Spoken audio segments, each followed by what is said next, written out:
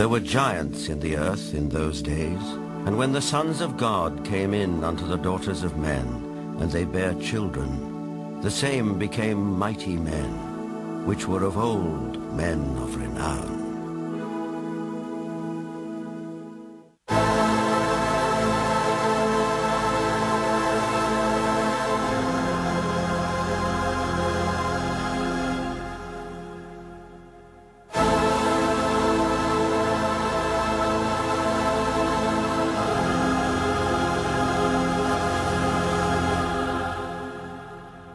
The Maya and Incas of South America believed a race of giants existed on Earth before the Great Flood. So did many other ancient civilizations. Some took them for gods, others left likenesses of them in stone or wrote about them in their histories. The Greeks and Romans told of blood falling from heaven and landing in the lap of the earth goddess Gaia, who gave birth to the Titans, a race of fearsome giants.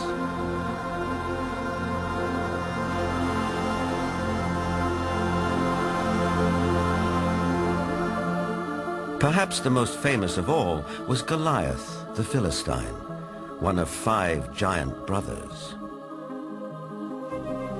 Vendell Jones is an archaeologist with a style of his own. He spent a lifetime tracking down Goliath and the Ark of the Covenant, with which the Jewish holy book of the Midrash tells us the giant made off.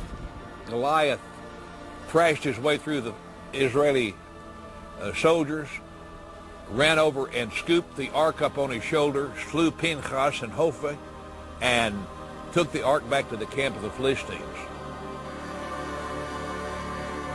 It was in this field, 15 miles southwest of present-day Jerusalem, that legend says Goliath was finally slain. Not by a giant warrior like himself, but by a puny boy, David, who, as this 9th century BC tablet indicates, would later become king of the Israelites. The spiral-shaped Gilgal Rephaim is situated in the Golan Heights 50 miles from Damascus.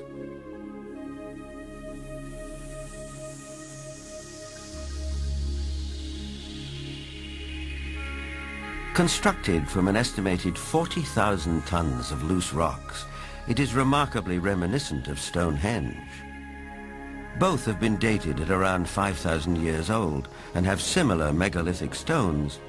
And like Stonehenge, Gilgal is also said to be associated with giants. Only in this case, there's biblical text which seems to support the claim.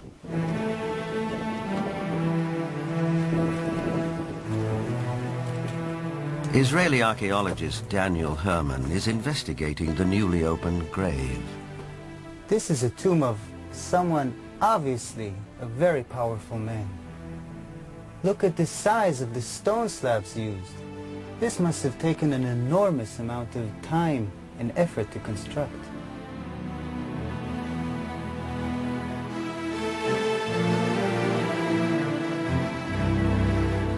When the Israelites came here and wrote their Bible, it was already here. They saw it.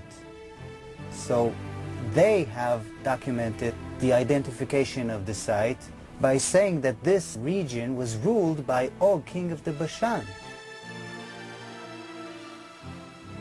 Og is described in the book of Deuteronomy as, and I quote,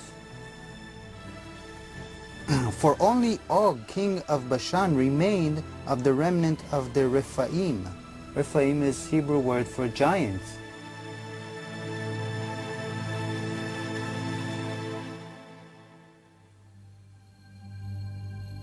In Lebanon, 44 miles from Beirut, are the imposing ruins of Baalbek.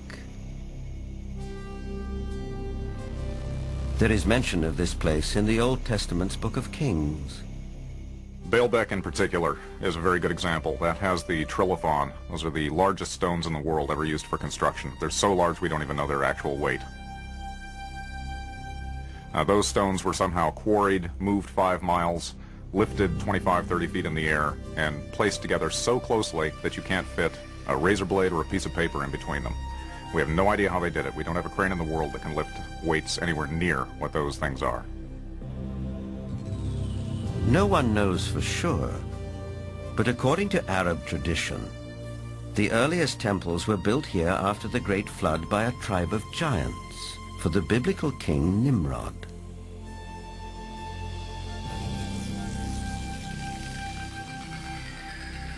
But what exactly do we mean by the word giant? Bloodthirsty monsters like the one-eyed Cyclops of Homer's Odyssey? Or the fee-fi-fo-fum ogres of children's fairy tales? Or could it also include peaceable giants? The tribe, for instance, are very large. The median height for most of their males is close to about 7 feet. They're extremely tall. There are biblical references to even taller people who lived in ancient times. Rabbi Itzhak Mamostin of the Center of Jewish Studies in Vancouver, Canada.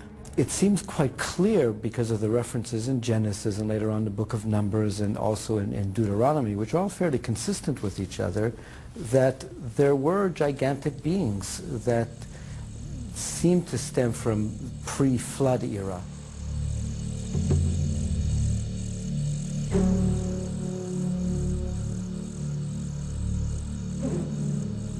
Is it possible that environmental conditions of past ages favored the development of giants? Certainly we know from fossil evidence that some species, like dinosaurs, grew many times larger than they do today. A supporter of this thought-provoking and controversial theory is Dr. Carl Bohr. Optimal genetic expression means the best that the organism has within the DNA is expressed because of favorable atmospheric conditions. Based on fossil evidence, trees like the California giant sequoia grew much larger than they do today. One theory explains this by proposing that environmental conditions in the distant past were more conducive to gigantic growth.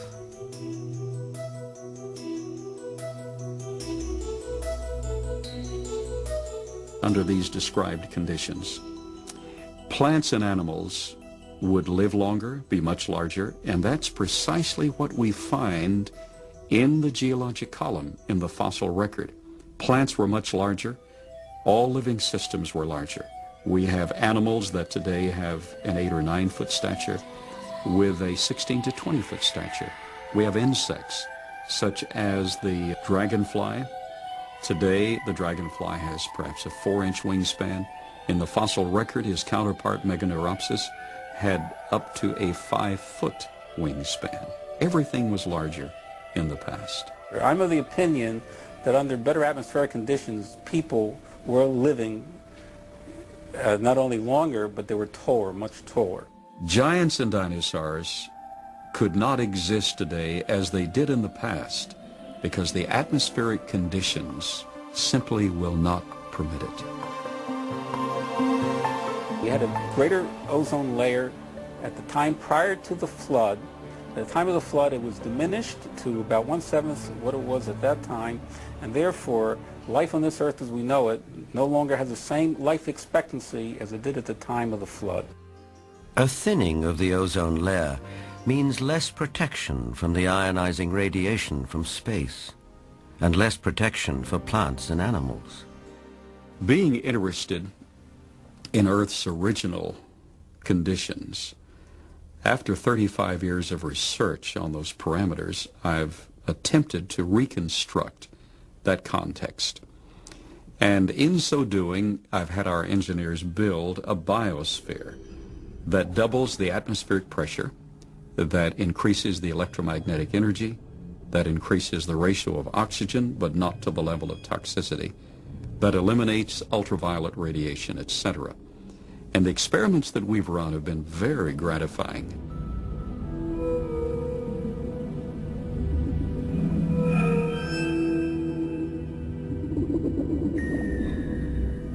In our controlled scientific experiment, we have measured the effects of a pulsed electromagnetic field on biological systems. We have these pacu piranha fish that normally at 3.5 years of age are about this size under optimal conditions. Yet we have them now in excess of 20 inches, weighing just under 5 pounds each. Under these controlled conditions, we have succeeded in producing giantism at an accelerated rate. Taken at face value, the research looks persuasive, though it has not yet been replicated by other scientists.